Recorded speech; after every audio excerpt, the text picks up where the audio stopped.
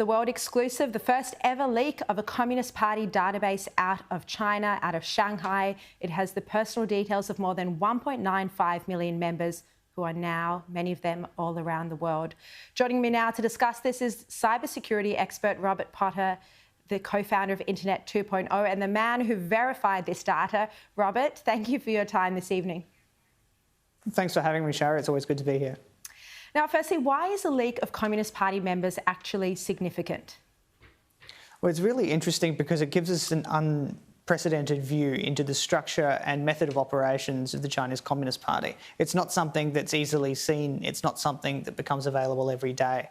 It shows how the party has increasingly taken on a global view, the way that it interacts with foreign companies, the way that it seeks to influence and engage in operations abroad.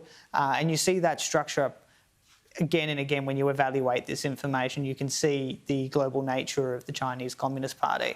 And you can also see just how diverse it is. I mean, there are people in there who are billionaires. There are people in there who are ideologues. It's an incredibly diverse crew of people, similarly aligned with a fairly odious racist sets of policies in places like Xinjiang and Tibet.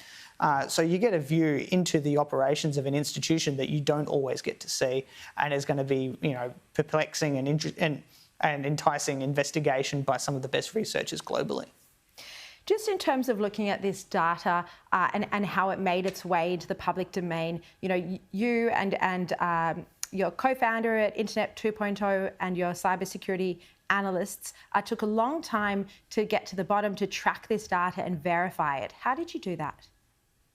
Well, we did it in a number of different ways. So when we originally were given a copy of the data from the Interparliamentary Alliance on China, we initially just took the version they gave us and discarded it, assuming that everything we had was incorrect. And we went through a very long process of trying to figure out where the data had originally come from, how it had entered into an online domain, and with support from the Australian, we were given access to another more comprehensive version of the data set, which then matched the IPAC data. And then using our investigative capabilities, we looked through the internet quite extensively and found that the data originally hit the internet in about 2016 through a forum that was used by activists. We then took that and looked at it in terms of how it had been used by various parties. We have people in the team who are, former intelligence officers. We have people in the team who are specialists in China. And so they went through the process of working with activists and dissidents, people as diverse as Xinjiang province activists to Falun Gong, to people who are as part of the pro-democracy movement in China and in Hong Kong, had been using this database for the purposes of counterintelligence. They've been using it to keep an eye on people who are showing up to their meetings. And because the data has information around ethnicity, it was then given to journalists for the purposes of trying to verify the contact details and the true identities of individuals. So a process was undertaken in conjunction with the consortium to go through and work out precisely what we were looking at in terms of its accuracy. So people who were on the list of mobile phone numbers were contacted by journalists.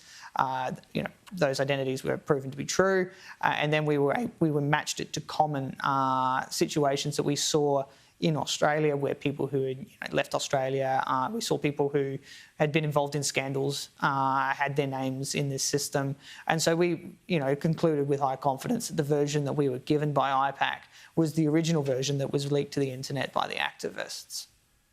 Yeah, an extremely thorough process and very impressive to have watched you do that, from start to finish.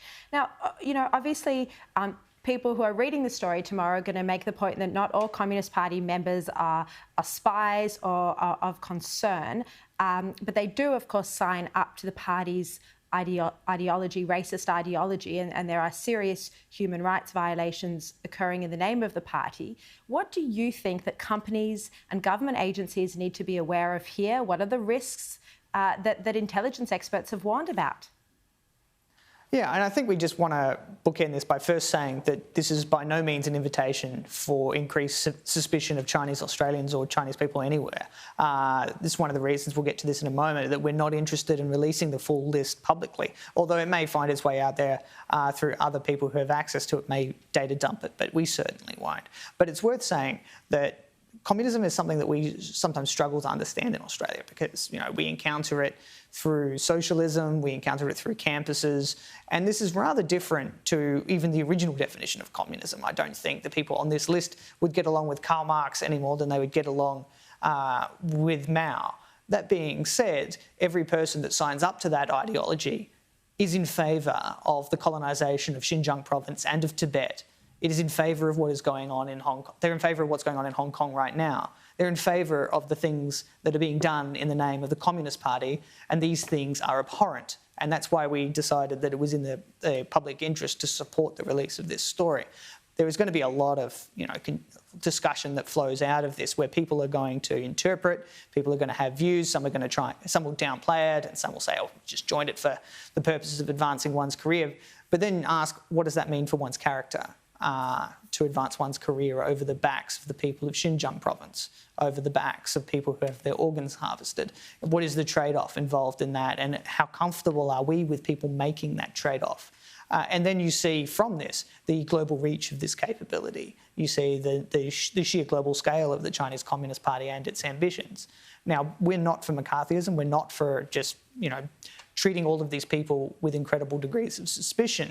But it does give us insight into how a rising power on planet Earth is seeking to exercise its power globally, and the degree to which it influences and permeates all degrees of Chinese society, whether it be from the finance markets in Shanghai or to the tech areas in the southern areas of China. All of this taken together shows a party of incredible ambition that seeks to play a role in every part of Chinese society.